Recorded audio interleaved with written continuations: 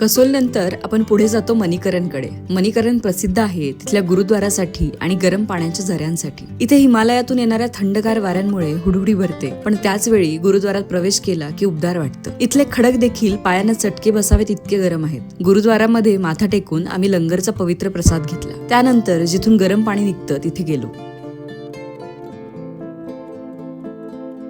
हा निसर्गाचा अद्भुत चमत्कारच आहे। लोक इथे तांदळाच्या पुड्या पाण्यात सोडून भात शिजण्याची वाट बघत होते।